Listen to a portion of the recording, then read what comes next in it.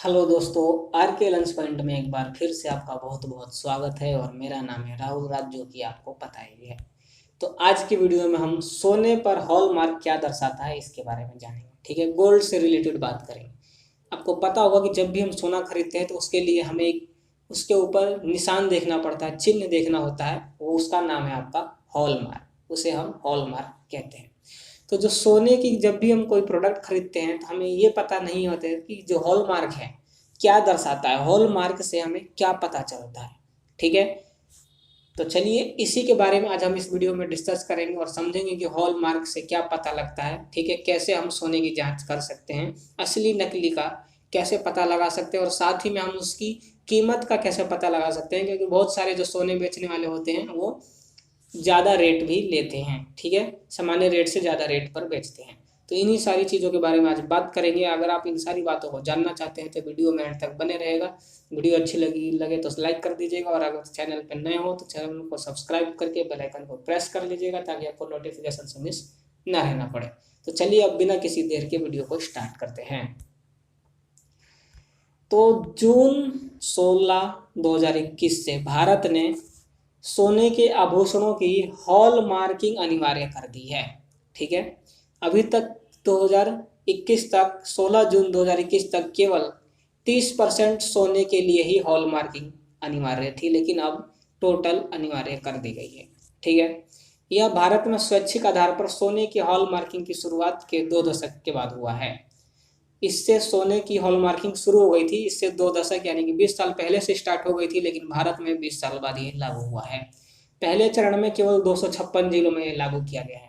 ठीक है, gold hallmarking उपलब्ध होगी, मतलब कि पूरे इंडिया में तो लागू कर दिया है, लेकिन पहले चरण में केवल 256 जिलों में ही ये उपलब्ध हो पाएगा।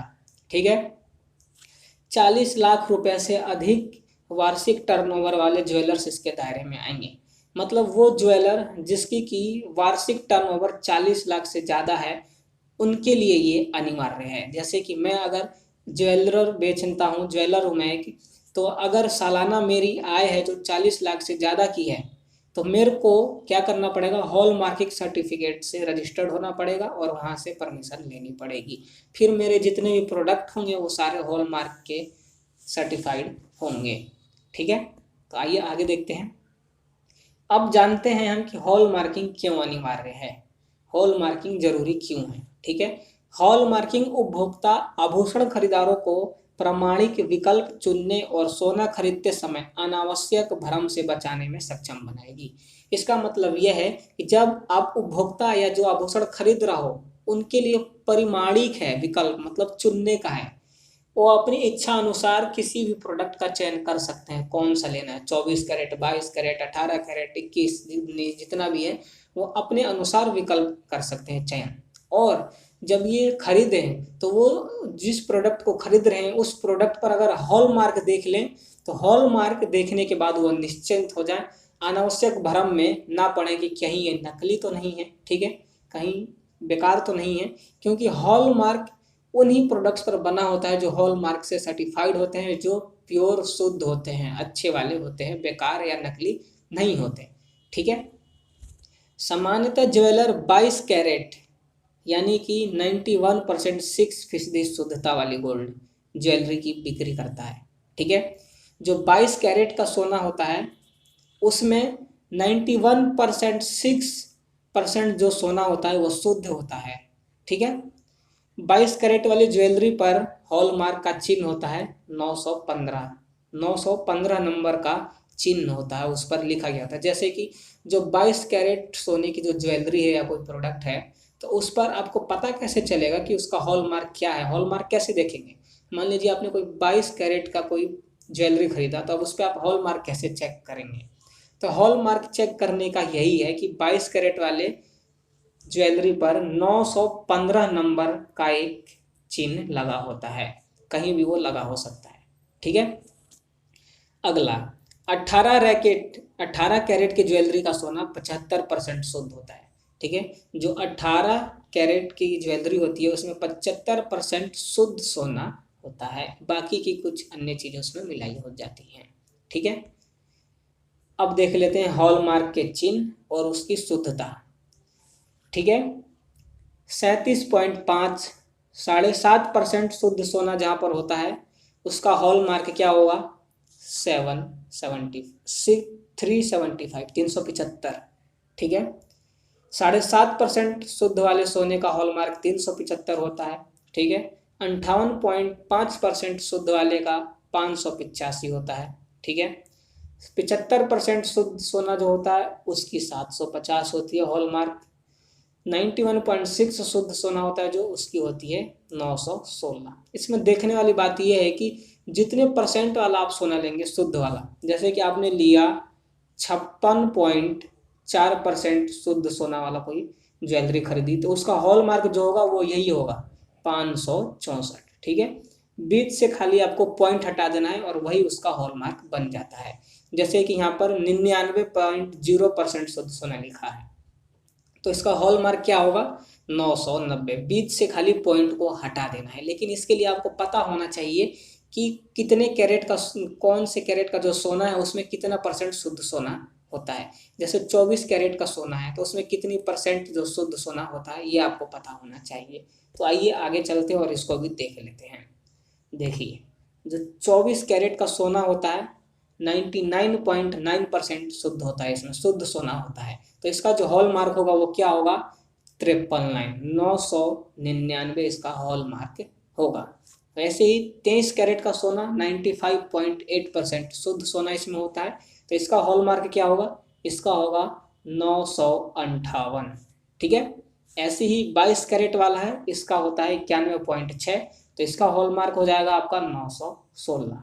21 कैरेट वाले का हो जाएगा आपका 875। ठीक है। 18 कैरेट वाले का हो जाएगा आपका 750।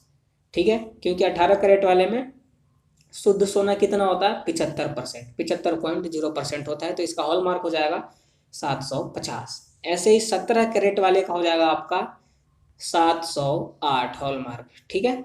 14 कैरेट वाले का हो जाएगा आपका 585, क्योंकि इसमें शुद्ध कितनी है? 58.5, तो पॉइंट को हटा देंगे और वही बन जाएगा आपका हॉल मार्क निशान। ऐसे ही 9 कैरेट वाले का कितना हो जाएगा? 375। ठीक है। तो इस तरीके से आपको पता होना चाहिए कि 22 कैरेट का अगर सोना है तो उसकी शुद्धता कितनी होती है। ठीक है। शुद्धता अगर आपको पता है और कैरेट पता है तो इससे ही आप उसके हॉल मार्क का पता लगा सकते हैं। तो ये तो बात रही यहाँ तक हॉल मार्क की, हॉल मार्क को कैसे पता लगा सकते हैं और हॉल मार्क क्यों होता है, ये बात हमने अभी जानी। अब देखते हैं कि हम उसकी मूल्य कीमत कैसे तय कर सकते हैं। जैसे बाजार में कीमत होती है, ठीक है, कि मान लीजिए 10 ग्राम का 10,000 रुपये है, एग्जाम्पल के लिए बोल रहा हूँ।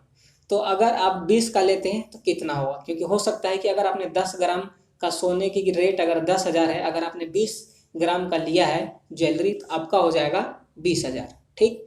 तो इसी तरीके से हम पता कैसे लगाएं? क्योंकि जो दुकानदार होते हैं, कीमत है 10 ग्राम का 10,000, लेकिन वो बेचते हैं 10 ग्राम का 12,000 में। ठीक है। तो इससे हम कैसे बचें, हम खुद कैसे कीमत निकालें उसकी, ये देखते हैं। कैसे तय कर सकते हैं अपने सोने की कीमत? 1 कैरेट गोल्ड का मतलब होता है 1/24। ठीक है। क्योंकि टोटल 24 कैरेट के ही सोने बेचे जाते हैं, इनका ही प्रोडक्ट बनता है। ठीक है। तो अगर आप 1 कैरेट का ले रहे हैं तो आपका हो गया 1/24। ठीक। Percent gold. यदि आपके आभूषण 22 कैरेट के होते हैं तो फिर क्या हो जाएगा आपका? 22/24। ठीक है। क्योंकि 24 से ज़्यादा कैरेट वाले आभूषण तो बनते ही नहीं हैं, ये आपको ध्यान रखने वाली बात है। 24 कैरेट से ज़्यादा कैरेट वाले, 24 कैरेट से ज़्यादा वाले के कभी भी आभूषण नहीं बनते। जितने भी आभूषण बनते हैं वो ज़्यादा से ज़्यादा 24 कैरेट के होते हैं। ठीक है। तो ये बात आपको ध्यान रखना है।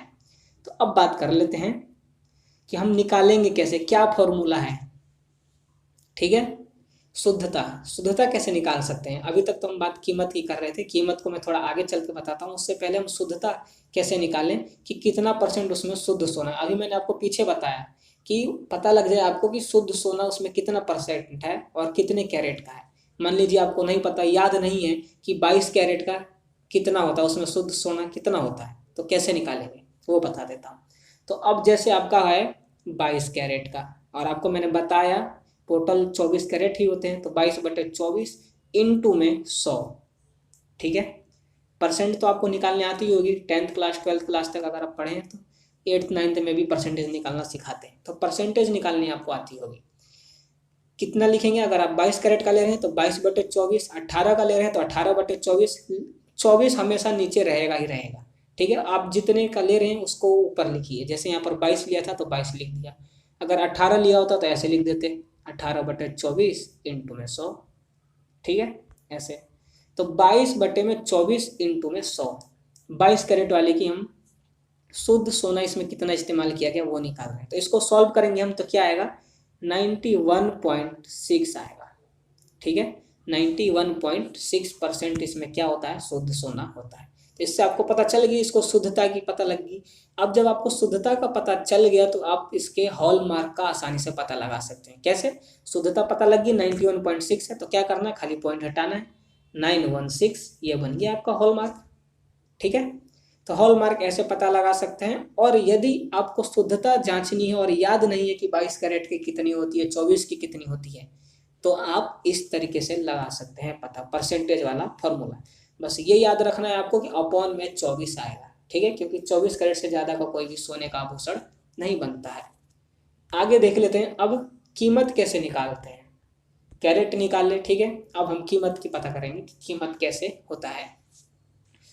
24 कैरेट सोने का रेट टीवी पर 40,000 है, ठीक है, मान लेते हैं, और बाजार में इसे खरीदने जाते हैं तो 22 कैरेट सोने का दाम 36,666 रुपये होगा, ठीक है। 24 कैरेट के हिसाब से जो 24 कैरेट का सोना था टीवी पर दिखा रहा था 40,000 का, और हम बाजार गए खरीदने और हमने 22 कैरेट का सोना खरीदा, तो उस 24 कैरेट के 40,000 था जो उसके हिसाब से हमारा 36,666 रुपये पड़ना चाहिए, ठीक है। लेकिन जब आप बाजार में गए तो ज्वेलर आपको कितने में देगा, वही 22 कैरेट का सोना आपको 40,000 में ही वो देगा, वो कम नहीं करेगा।